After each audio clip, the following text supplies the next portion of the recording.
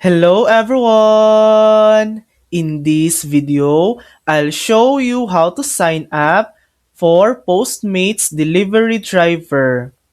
Postmates is now part of Uber, so the sign up process is done through the Uber platform. First, open your browser or download the Uber driver app. Create an account, or sign in if you already have one. During the sign up process, choose delivery as your work type.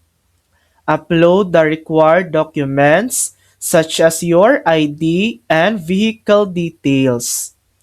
Once approved, you'll be able to receive delivery requests for Postmates and Uber Eats in one app.